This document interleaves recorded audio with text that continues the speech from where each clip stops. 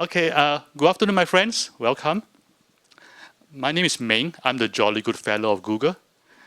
And I'm so honored and delighted to introduce my amazing friend, John Mackey, co-founder and co-CEO of Whole Foods Market.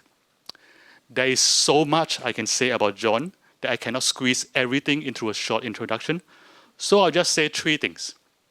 The first thing is I'm tremendously grateful to John for founding Whole Foods and for setting up a store half a mile from my house in Cupertino. So my wife and I and all our friends, we all love Whole Foods.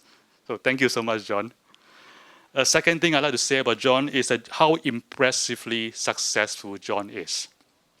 Under John's leadership, Whole Foods Market grew from a single store in 1978 to a $17 billion company with more than 347 stores and 73,000 team members. John has been named Entrepreneur of the Year, Tastemaker of the Year, one of the best CEOs in the world, Business Person of the Year, one of the most inspiring CEOs, one of the greatest entrepreneurs of our time, and so on and so forth. So just amazing. But more important than his amazing and inspiring success is all the good that John has done for the world. John is a visionary and a pioneer of the conscious capitalism movement. He believes, and more importantly, he demonstrates that capitalism, when grounded in ethical consciousness, can be a force of good for the world. His own company, for example, Whole Foods Market, has been named one of the best companies to work in for at least 15 years. It was named America's healthiest grocery store. It's one of the nation's top green energy leaders.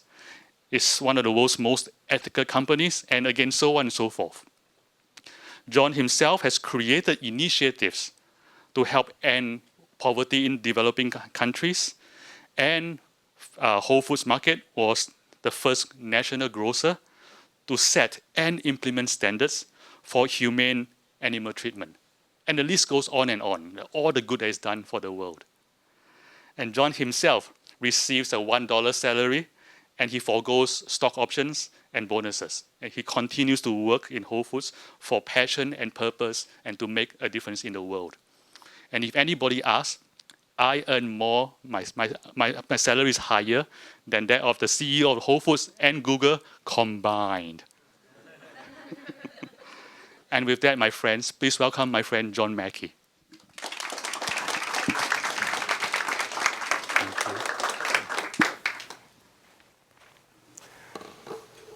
Gosh, Ming, I hope that you'll do some more introductions for me as I travel around on this book tour.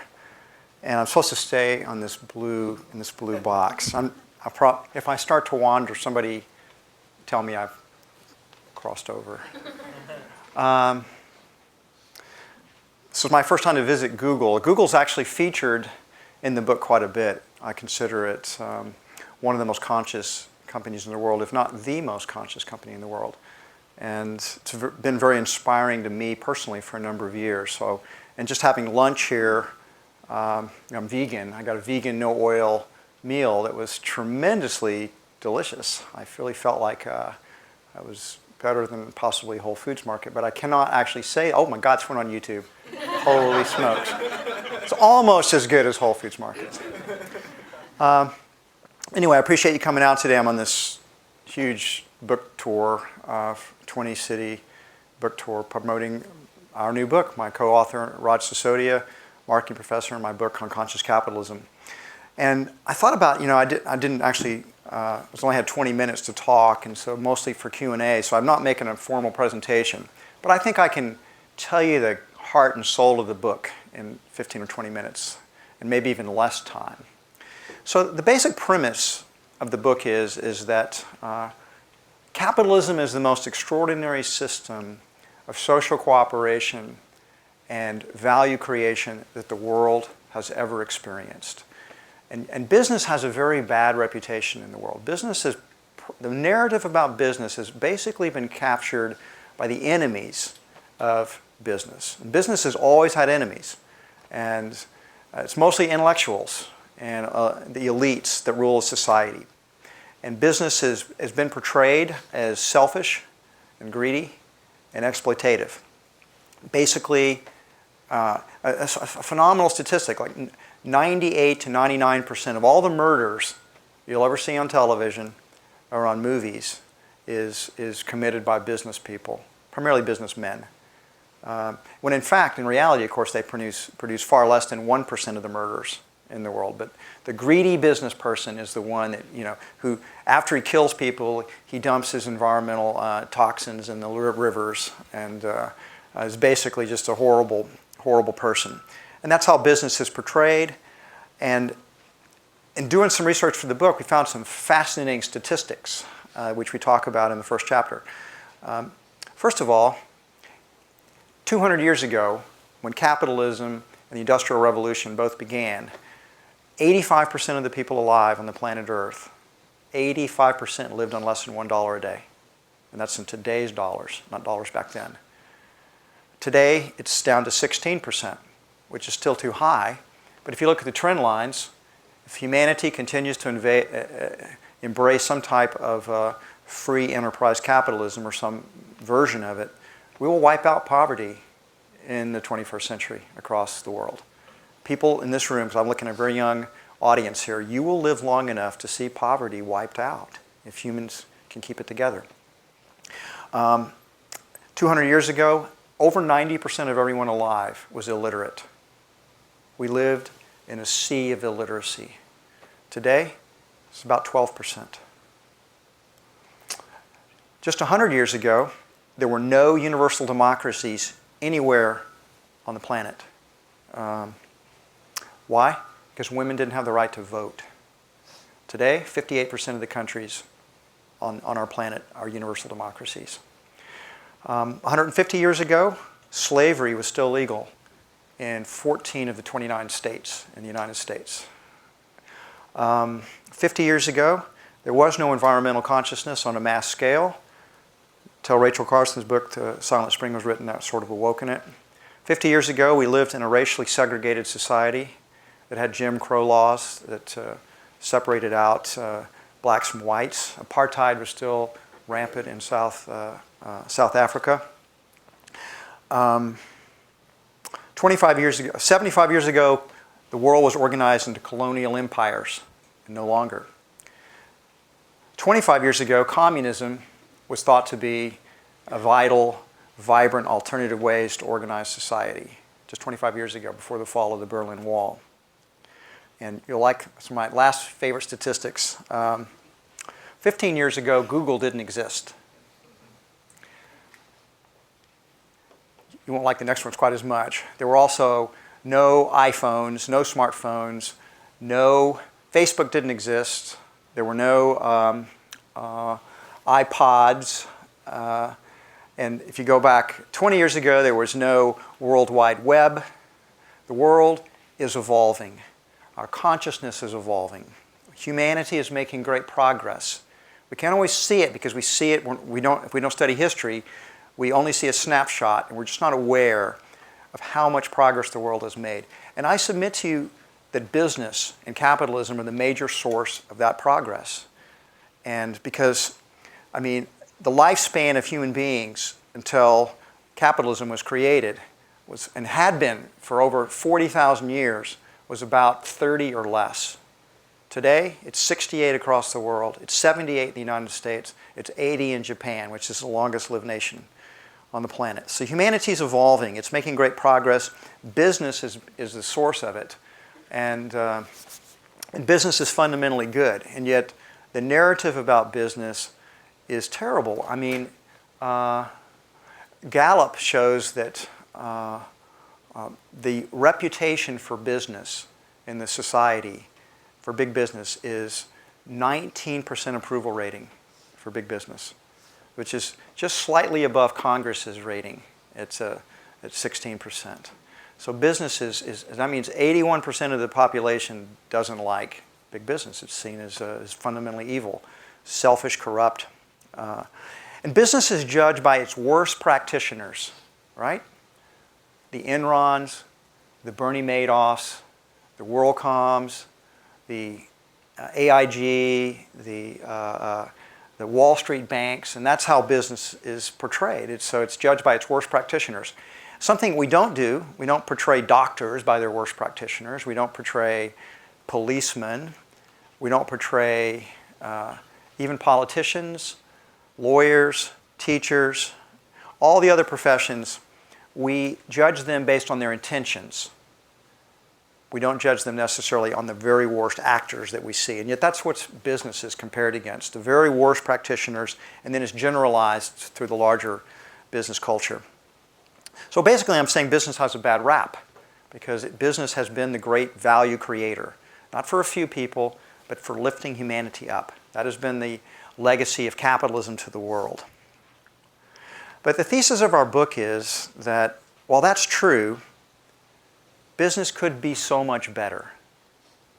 Business could be so much better. For many, many years, when we were doing Whole Foods Market, I thought Whole Foods Market was alone. I didn't know other businesses were around like Whole Foods that were as awake, as conscious, as idealistic. But over the last decade or so, I've met other companies and other leaders of companies, and I've realized, you know, God, there are companies out there like Google, and Southwest Airlines, and Patagonia, and the Container Store, REI, Nordstrom's. There's a list of companies that share a lot of the same values that Whole Foods shares. It has a higher purpose to its existence, that cares about the larger society, that cares about the environment, that has stakeholder orientation. And as we did research, we made an interesting discovery that these more conscious businesses are not only creating great value for the larger society, they're also far more successful financially. This was the big discovery. I mean, not just a little bit. And if you look in the book in Appendix A, as we do some comparisons, we see that over a 15-year period, the most conscious public companies have outperformed the S&P 500 by a factor of 10.5 to 1. It's not even close. They just blow it away. Companies like Google and Whole Foods have just been amazing financial performers in the stock market. So I realized, and my co-author and I realized, we wanted to start a movement. So we have an organization, a nonprofit organization called Conscious Capitalism, Inc., and our website is consciouscapitalism.org. And we're actually having a big conference here in the Bay Area in San Francisco in April. So hopefully some of you will come participate in that. So let me just get to the heart and soul of what conscious capitalism is, what the philosophy is. The philosophy is that business has the potential to have a higher purpose besides just making money. And because if you go to a party and you just ask somebody routinely, what's the purpose of business? I promise you, most of the time the answer is going to be, what do you mean, what's the purpose of business? Everybody knows the purpose of business. The purpose of business is to make money. Right? Isn't that what you'll normally hear? That is such an odd answer because if you ask what the purpose of a doctor is, doctors are well paid. The purpose of a doctor is not to make money. The purpose of a doctor is to heal people, heal sick people or injured people. What's the purpose of teachers? They educate. Architects design buildings. Engineers construct things. Journalists theoretically reveal the truth. So only business is defined in this rather narrow, unflattering way that it's all about money. And yet I've known entrepreneurs all my life. I've known hundreds of entrepreneurs, and with only one or two exceptions did those entrepreneurs start their businesses primarily to make money. They wanted to make money, to be sure, but that's not why they started it. It's not the purpose. It's not why they exist. My body I can't live. My body produces red blood cells. If I stop producing red blood cells, I'm going to die. But my purpose is not to produce red blood cells. I have a more transcendent purpose that gives purpose, guidance, direction for my life. And frankly, if you don't have a purpose in your life, you're going to sub-optimize. You will not reach your full potential as a human being. We are purpose driven animals. And we seek usually transcendent purposes, some form of the good, the true, and the beautiful. Or we identify also the heroic as a fourth transcendent purpose that animates humans' ideals and also businesses could follow. So the first principle of conscious capitalism is find your higher purpose. And it evolves over time. Whole Foods' original higher purpose was, when we started it, was a very simple one. We wanted to sell healthy food to people, earn a living, have fun. But as a business grows and evolves, its purpose can grow and evolve with it. And now Whole Foods has much more, as we've gotten larger and our ability to do good in the world has expanded, the purpose has expanded with it. So now we want to help transform the way people, we know that 69% of Americans are overweight, 36% are obese. We know that 80% of the money we spend on healthcare in America are for lifestyle diseases such as heart disease, stroke, type 2 diabetes, cancer, autoimmune diseases. And these diseases are so closely correlated with diet and lifestyle. There's not going to be a vaccination for cancer. There's not going to be a pill you can take that's going to reverse heart disease. These are things we're doing to ourselves by the way we eat and the way we live.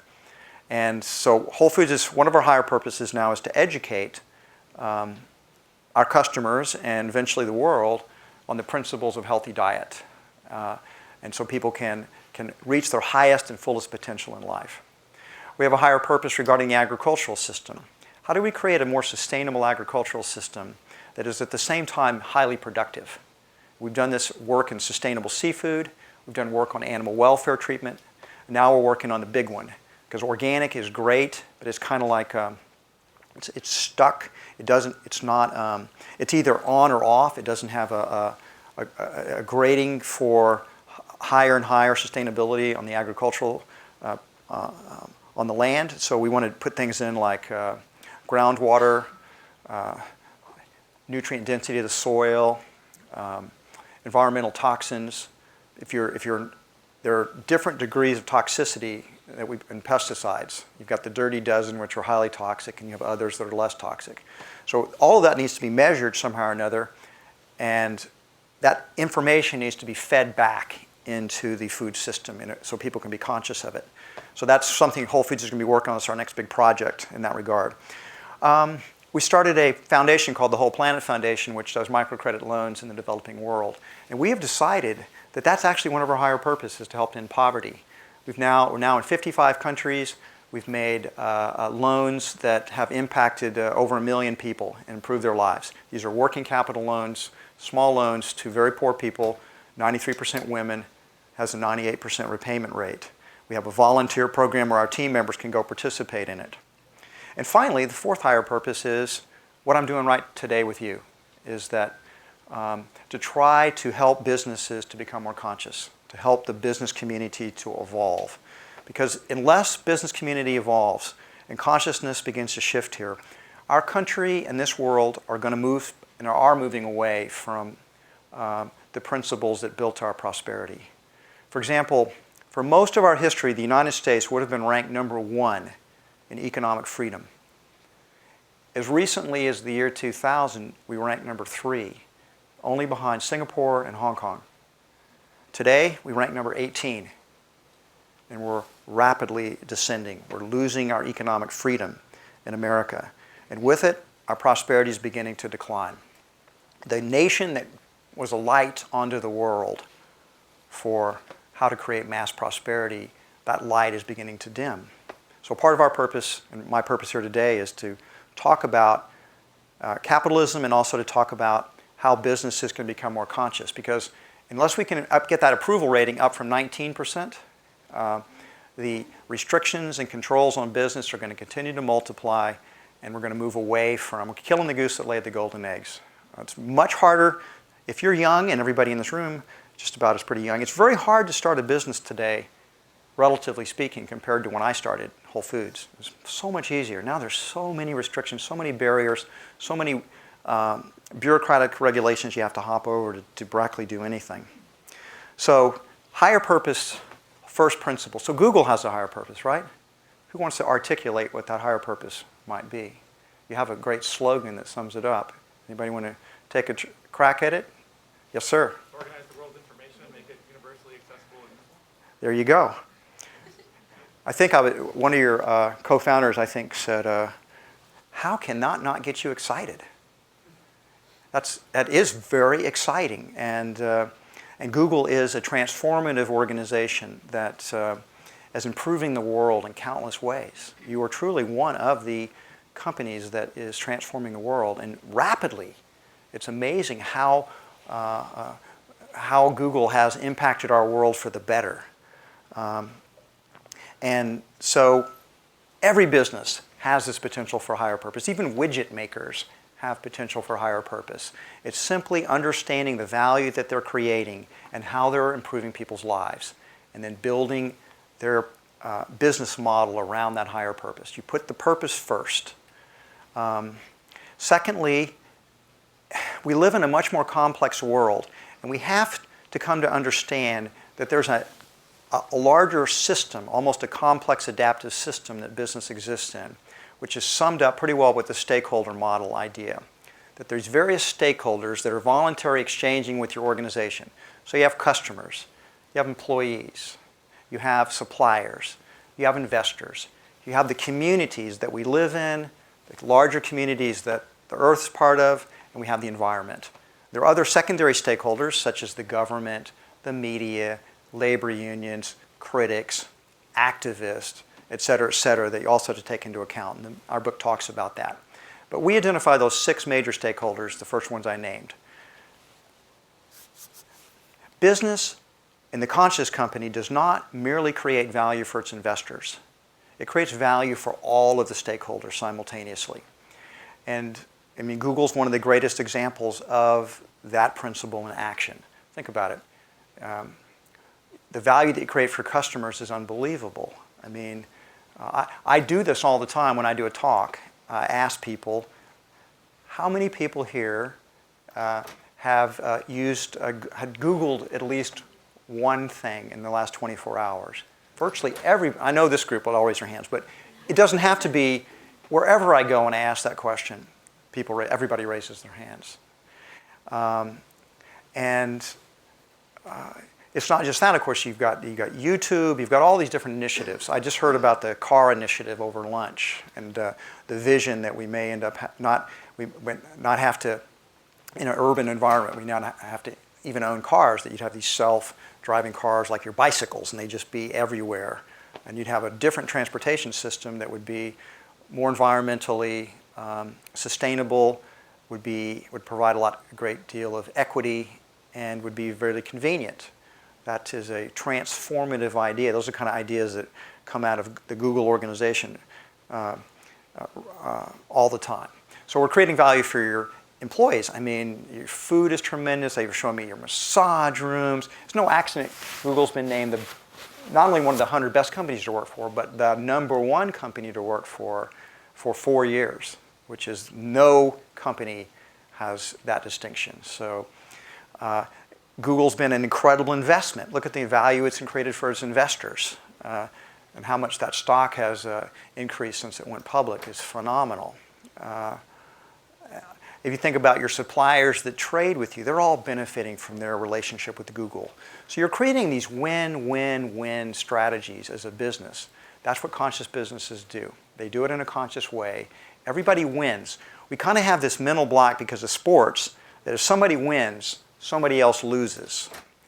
But the great thing about business, particularly conscious business, is no one has to lose. Everybody can win. Because everybody that's voluntarily exchanging is benefiting. Even competitors can win. If you view your competitors as engaged with you in a quest for mutual excellence, competitors help push you out of your complacency. They help stimulate you to strive harder, to become better. And so, at least in our business, we love it when our competitors come up with a good idea. Because we feel like we can take their own ideas and improve on them faster than they can improve on it themselves, and spread it through our organization quicker than they can spread it through their own organizations. So we love it when innovations occur anywhere in the food business, because it's like, oh my God, that's so cool. Let's copy that and make it better. So stakeholder philosophy. The conscious business has a theory of leadership that's different. It's not leaders who are in it necessarily just to line their own pockets. The history of leadership has mostly been about people are attracted to it because they're attracted to power. There are some people that just really want to be lorded over others, power, or money, and they just want to make a lot of money. And while those motives still exist, in the conscious business, they're more, you could say you have a militaristic drive, a mercenary drive, and now we have a mission drive. That the best leaders that we need for these conscious businesses have a sense of purpose, a sense of missionary activity to make the world a better place. And they serve the overall organization, right? They serve the company. They become servant leaders. And then the fourth part, you have to create a great culture. Because we, human beings, are moving up Maslow's hierarchy of needs. The kind of things that used to satisfy people 50 years ago no longer cut it. We've got to create organizations where human beings can flourish. They can self-actualize themselves. They're fully empowered so they can reach their full potential as human beings. So, those are the four principles of a conscious capitalistic business. Higher purpose, stakeholder integration, servant leadership, empowered culture. You put all four of those elements together and you have a different kind of company. A company that is making the world a better place. So capitalism, I like to say, has been good, but we can make it so much better. If we become conscious of purpose, creating value for stakeholders, a different kind of leadership philosophy and a different kind of culture, we will change that reputation of business. We will shift it from a 19% approval rate to a 90% approval rate. We'll begin to get back the freedoms that we're losing in economic freedoms. And the world will progress at a far more rapid rate. So that's the vision that we outline in the book. Google, again, is mentioned numerous times. Of course, Whole Foods is mentioned the most because I know the most about that. So it's natural that I would write most about Whole Foods. So our story, my own potential, my own awakenings, my own growth as a human being is discussed in the book in some depth as well. I think that kind of sums up the book, and at least can fuel a few questions. So why don't we jump into that? Let's get into questions. Yeah, why don't you help me out here, Ming? John, first of all, thank you for a great set of stores. I shop there all the time. Thank you. And happy to pay the higher prices too. You can afford to. So whatever you said makes eminent sense. It's a no-brainer. Every company should adopt it, right? Nothing should hold us back. And yet, very few companies have adopted this model. So what stops from the other 495 companies in the Fortune 500 from doing this? They don't know. Well, I think there's certain, first of all, there's legacy companies that are trapped in their own history. It's very difficult. Think of them as great big cruise ships. You know how long it takes to turn a cruise ship? It takes 30 minutes. They've got so much momentum to be able to turn that cruise ship around. It takes a long time. Well, these big legacy corporations that have operated under a different philosophy and they have their sort of entrenched culture, it's very difficult for them to shift. That's why I really believe most of them will not shift. But what will happen is we'll create a whole new conscious business world around them. And they'll eventually be dinosaurs and they'll disappear. It's entrepreneurs. It's particularly the young millennial generation. I really wrote this book for the young people because they're going to embrace these ideas and they're going to build the new companies. Google is one of the great examples, but there will be lots of other ones that are going to be created that are inspired by companies like Google, inspired by Whole Foods. And so I don't worry. We have a chapter about how companies can transform themselves to become more conscious, but I actually think it's a lot easier to start a new company. And then you can just do it right from the very beginning. You don't have a legacy to overcome. But this will triumph, and it will triumph because it works better. And in capitalism, whatever works better spreads. If this didn't produce better economic results, if it was just idealism, it wouldn't ultimately succeed. But the fact that it performs so much better economically too is what makes me assured that it's going to be spread. It's going to spread, and we wrote the book to spread it. It's really just idealistic reason all my royalties are being donated to the foundations, so I'm not making a penny out of it. But I hope the ideas will spread. that more businesses will try to become conscious.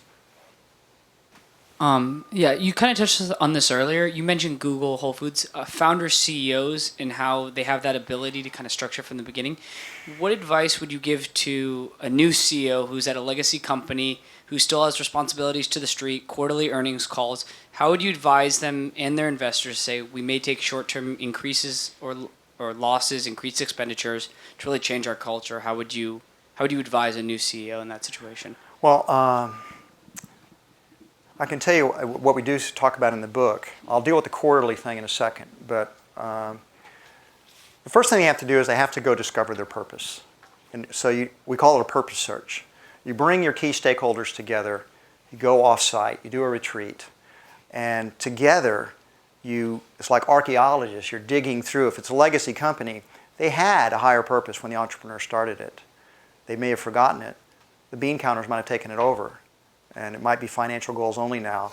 But once upon a time, they were led by higher purpose. So you can rediscover that, or you can co-create it. You can say, let's have a fresh start. What do we want to do in the world? How can we make a difference? So until they discover that higher purpose, the rest of it doesn't make much difference. Regarding dealing with Wall Street, I have to tell you that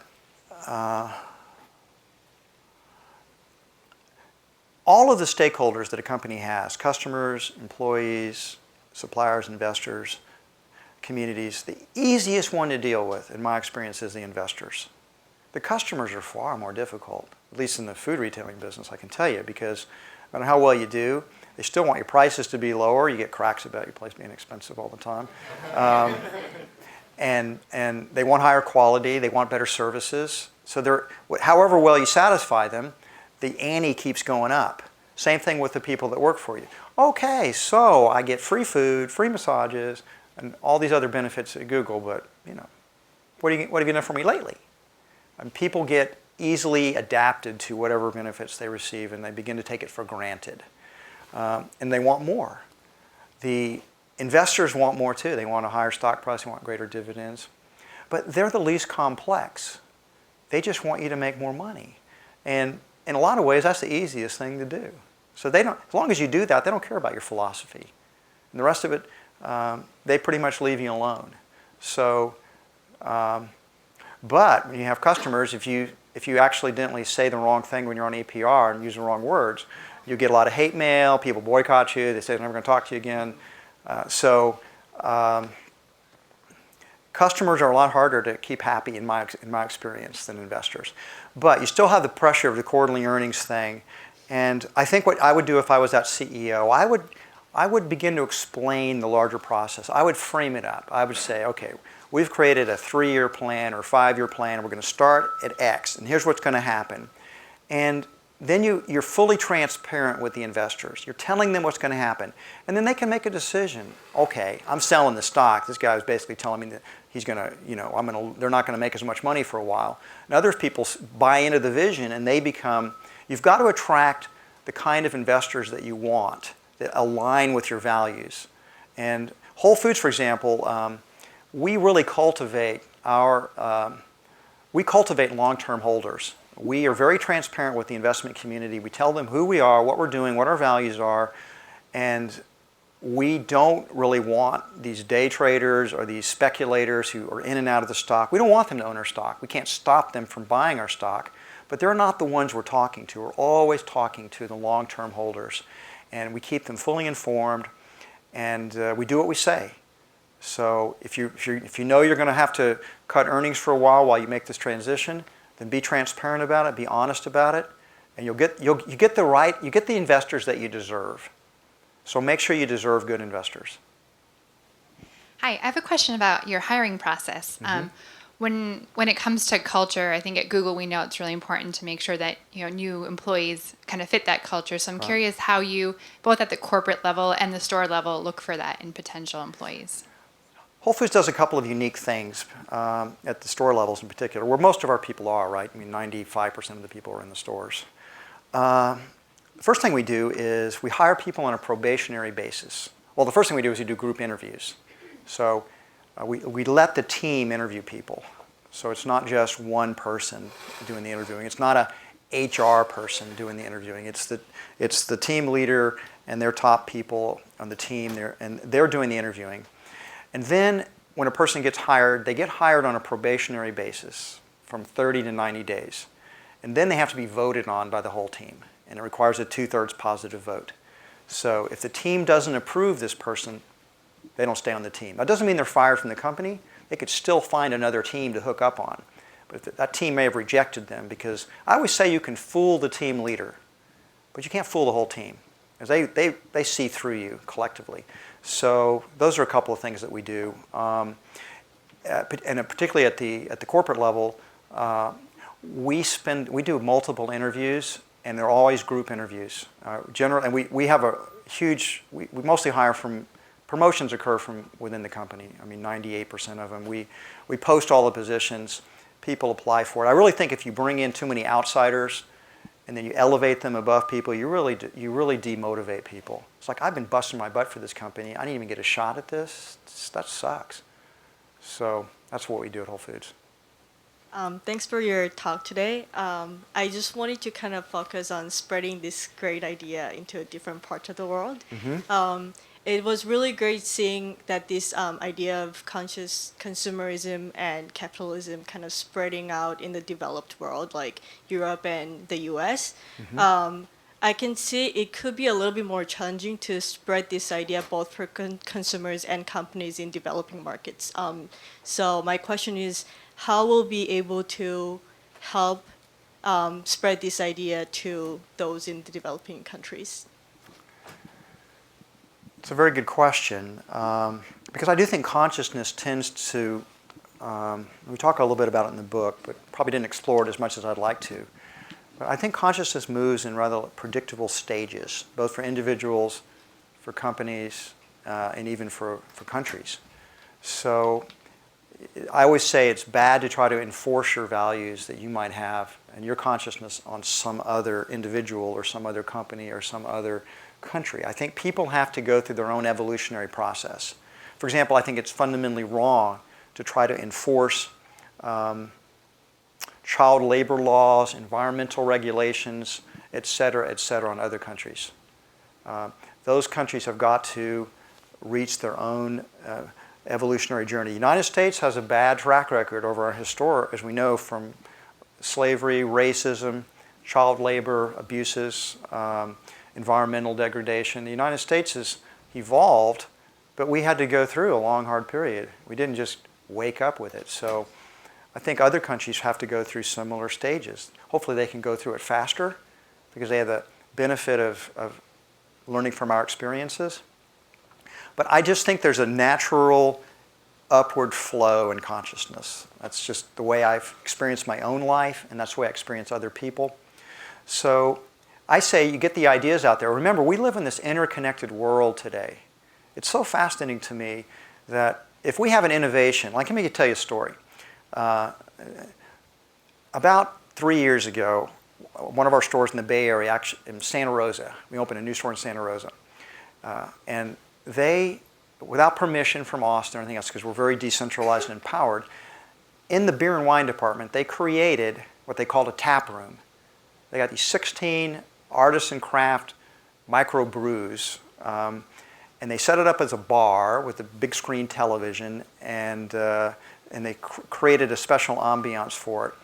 And now, if they'd asked permission from Austin for that idea, it probably was, that's a stupid idea. You're really talking about putting a bar in a supermarket. Who the heck's going to want to go to a bar in a supermarket? It's not going to work. But of course, they didn't have to ask permission. They could just do the experiment and see what happens. So they open it up, and within a week, its sales are higher than the entire seafood department of that store in just this little tiny little bar room. And then other stores, because of the internet, the schematics could be instantly sent around the company, the sales, the gross margins, the complete financial results of it. And then other stores start to do it, except they improve on it. It's like, yeah, we can do better than that. And so you have this continued upward flow of progress because they do this, and then the new innovation occurs there. Everybody sees that, and it's like, that's a great idea. We're going to do that, but we can make it even better. So you have this continuous improvement. And so because the internet connects us together and you can easily send all this information around, it's easy for ideas to spread. So it used to be cultural transmission, which took decades, centuries, because the information just couldn't flow. But today the information flows instantaneously. So I think other countries are going to advance at a very rapid rate because they can piggyback on the information that other countries are. I mean, look how so many developing countries, they don't even have to put in the whole landline technology for phones. They just what's that word? They leapfrogged over it. They can just do cell. They don't need to do that exact same development thing. So their evolution can be accelerated. So I do think that's what's going to happen. People get impatient. It's a little bit like if you have a child and you're watching that child grow, you won't see the child growing. But if you don't see it for a year and you come back, it's changed tremendously. For example, I've been in Thailand twice in my life. I went in 1990. I couldn't believe how inexpensive it was and how poor and in a lot of ways backwards it was. I came back in 2007. I didn't recognize the place. It was unbelievable. And where I could stay in Phuket for $12 a night and get a pretty decent room, that same room now costs $300 a night. The whole country had become immensely, much more prosperous. And you couldn't even get around Bangkok in 1990. It was just one giant scooter traffic jam. Now they have this monorail system that goes all around the city. You can get everywhere. I mean, it's amazing how, but if I'd been living there, I wouldn't have seen the transformation. But not having seen it, I was like blown away by it. So I do think this evolution is accelerating because, in fact, kind of my vision, I always like to say that human resources are limited on this planet. We have ecological constraints, but our creativity is not limited. Human beings have infinite, limitless creativity, and we are rapidly accelerating it. So the degree that we can empower every individual to contribute their own entrepreneurial creativity to the larger world pool, at that rate we will be able to accelerate our evolution and our advance, and we'll solve new problems. It's actually the young generation who doesn't yet know what it can't do that creates most of the solutions to the problems that their parents' generation left to them because their parents couldn't figure it out. So there's lots of problems for young people in this room, and that's your job. You're supposed to go solve them. And you're doing a lot of good stuff here at Google, so that's very cool. Well, first of all, thank you very much for having a store about 2 miles from my house. It makes me very happy to shop there. And the question that I have, it's actually is probably a good bridge off of what you just said. Well, we're very young, most of the people in this room, and we're very impatient. And it's actually really hard sometimes to wait and to see results play out. And so, or to even kind of have that aha moment, like, yes, things are working, because it takes some time. So my question to you is at what point did you really reach your aha moment? Like, yes, this business model is working, and yes, there's people that are behind me that are supporting this, and I should continue doing this. Well, I think I've had a series of aha moments. I mean, I continue to have them. I think that, so I'm not sure exactly when. I do know when I got the stakeholder theory. I write about it in the book. I got it really a long time ago. Austin, our very first store at Whole Foods Market, in 1981, Austin had the worst flood it had had in 100 years. We had a 100-year flood, and we had 8 feet of water in the store. And we were broke. We were bankrupt. We were washed down the river, no flood insurance. We were a young, fledgling business. And we came in the next day to start cleaning up the mess. And what happened then changed my life. And I had an aha moment because dozens of customers showed up and helped us clean up the store. And then people we didn't know, just neighbors, came in and pitched in. And our team members came in, and we couldn't pay their salaries. They worked for free. The suppliers gave us new inventory on credit. The bank loaned us new money on my signature alone, which I was thinking about changing my name. That's how good my signature was on that day. And the investors kicked in more capital. So all the stakeholders came together to save Whole Foods Market. And that was an aha moment for me because I realized, oh my God, all of these people matter. They all are creating the Whole Foods market experience. It's not just a few people. It's not just an egotistical entrepreneur. It's all of the stakeholders are creating it. So that was a huge transformative experience for me. You know, it's good to be impatient because that's what goads you to make change, to be dissatisfied with the world that you find yourself in. But one thing I like to tell young people, when I was young, this world was really screwed up. It really was. I think it's a lot worse back then than it is today. And I just always blame my parents for it. It's like, couldn't you guys have done a better job? The world's got so many problems with it. And it was only when I got older I realized, God, it was screwed up when my parents got here. And someday you'll be older and you'll see when your children and young people come up and say, I can't believe the world's messed up. And you'll see how much better the world is than when you were young. It's just that people don't have a sense of history. That's why I started out by talking about how far the world has come in 200 years. And it's come so far in my lifetime. It's amazing. And you'll see in 30 years that humanity has collectively advanced remarkably. But the young people there will just still see new problems because there'll still be problems. And that's the reality is that human beings are not perfect. We have lots of flaws. We've got egos. And we do stupid things, and we still have things like war, and there's environmental challenges, and that's what makes it interesting to be alive. So what I do know is that we need your creativity and your dissatisfaction to help contribute to making the world a better place. And I really think that the idealism of the young people is why we are able to evolve. I know at Whole Foods Market, our average age at Whole Foods is similar to Google. Our average age is about 30 or 31 in Whole Foods. And the young people are so environmentally conscious. I always thought I was pretty environmentally conscious, but they really are. And they push us in this direction. The green mission teams that we've created that are moving Whole Foods towards zero waste, all types of measurements so we can do better, are inspiring to me. Get with it.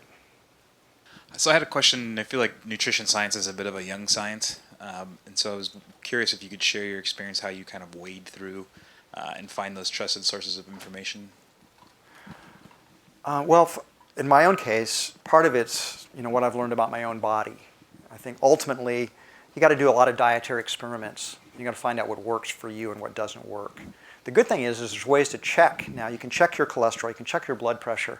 In fact, I got an app downloaded today that I forget the name of it, but it was an app that would measure my stress level. And since I'm on this tour, I figured my stress level was going to be really high. I tested out like in the 1% level. It's like, this is a cool app. I felt really good about myself.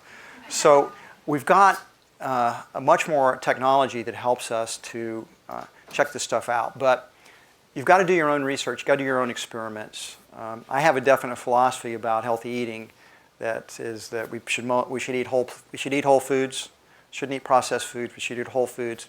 Should mostly be plants. I've been a vegan for 10 years. I don't think you have to be a vegan, but I'm an ethical vegan, and I think you probably just need to make sure you get your animal foods down to maybe less than 10% of your calories, and you eat nutrient-dense foods, a lot of fruits and vegetables in particular.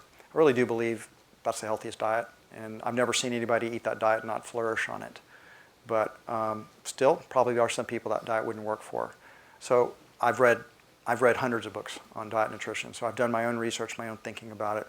But if you're looking for the definitive, it's not only a young science, it's just hard to track this stuff because people lie about what they eat. There's no good way to know exactly what people are eating. There's no good controlled experiments you can do that really make any difference. So Whole Foods has funded some research, and we have a program for our most at-risk team members, those who are obese, those who have heart disease, those who have diabetes. It's what we call a total health immersion. We take them off-site for a week at the company's expense. This is strictly voluntary. And we do intensive nutritional healthy eating education. We feed them a healthy diet. We take their biometric stuff the first day they arrive and the day before they leave. And I'll tell you a story that kind of sums it up. I got this president of our Southwest region, a guy named Mark, his nickname's Flash, and he was obese. And he was a great leader in the company, but he wasn't really looking like he's a whole fooder, right? Because he's not healthy, he's obese. And I've nagged him, and I got him to go to the Immersion. So I showed up at that Immersion on the last day, and I said, hey, Mark, how's it going? Flash, how's it going? He says, this program is amazing. So I've been here 1 week. I've lost 10 pounds. My cholesterol's dropped 40 points. My blood pressure dropped 30 points. And I have pigged out at every meal. I will eat this way the rest of my life. Flash forward 1 year. He's lost 95 pounds. He's bicycling 180 miles every week. And plus doing a century, at least a century on the weekends. And his vitality is amazing.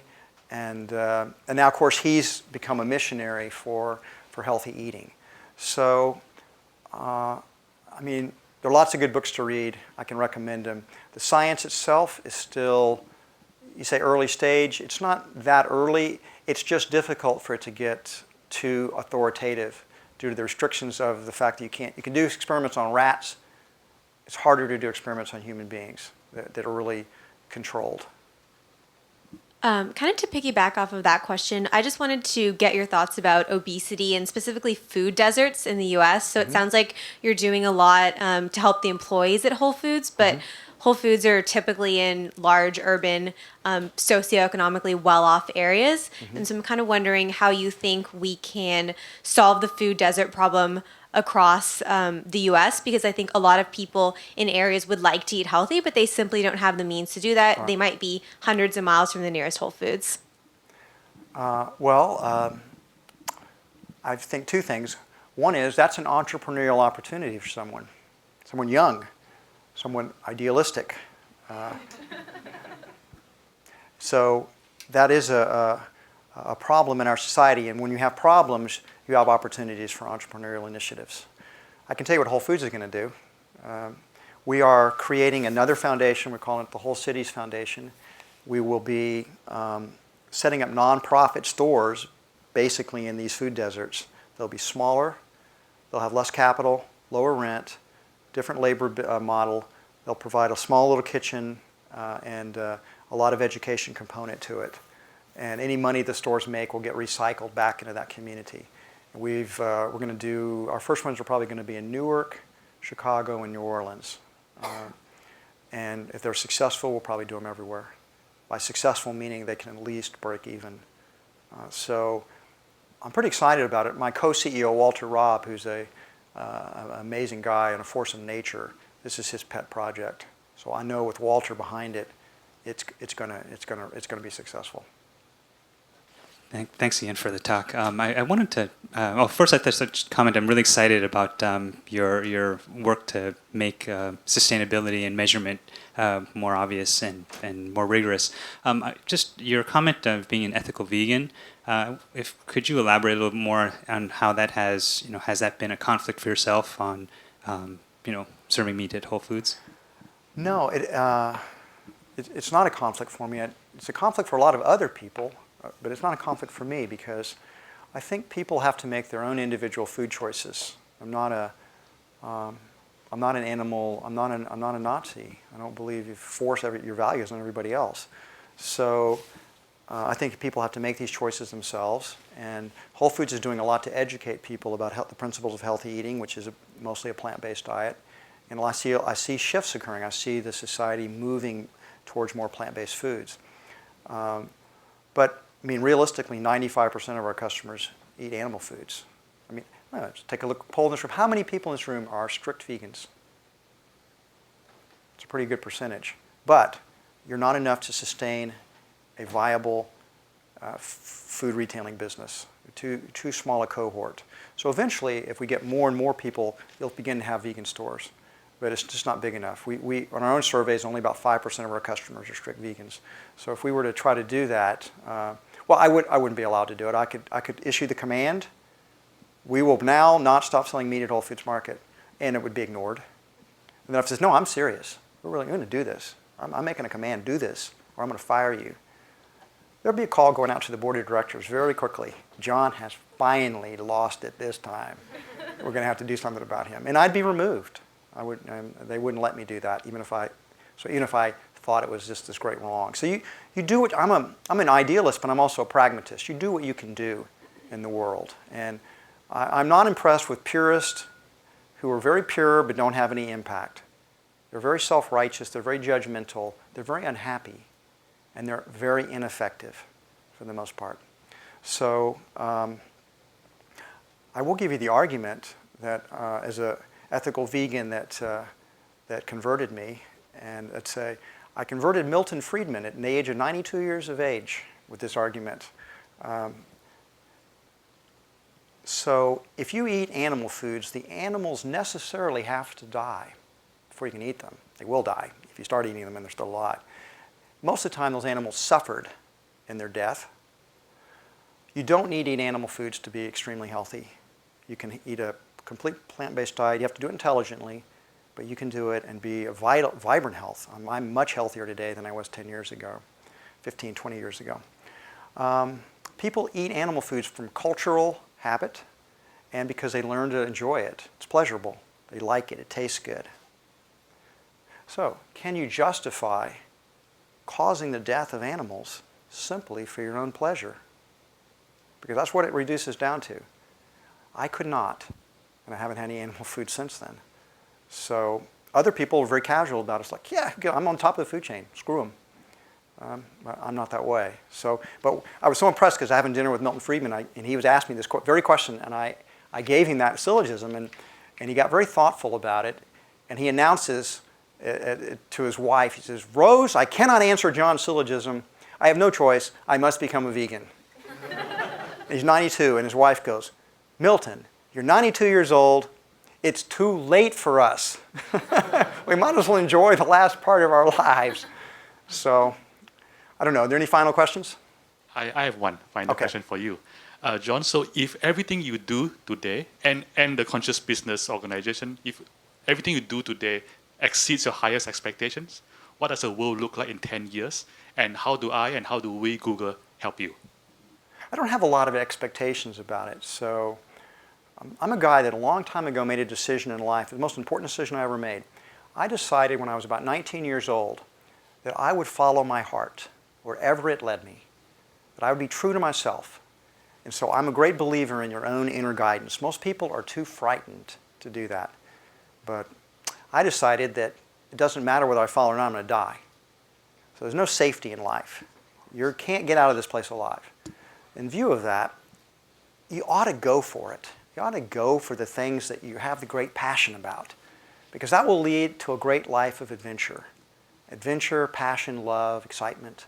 And that's what I've been doing. So I'm being led, I think, to do this now. It's what my heart is calling me to do, so I'm doing it. So I don't have that many expectations of what's going to happen. I hope we launch a revolution. And consciousness, business becomes the things everybody's talking about. That would be wonderful. But if it doesn't, and it only reaches a few people, I have no doubt that conscious business is going to triumph anyway, because it works better. And the new entrepreneurs and the young people will adopt this type of philosophy, because they'll win in the marketplace if they do. And that reality and that fact gives me great assurance that it will win. And so I'm not attached to the outcome. That gives me a certain amount of freedom to do what I think my heart's calling me to do, to be true to that, and we'll let it evolve the way it needs to evolve. And I'll be somewhat content with whatever that is. And my friends, Conscious Capitalism, available where books are sold. And thank my friend, John Mackey. Thank you. Thank you so much. Thank you.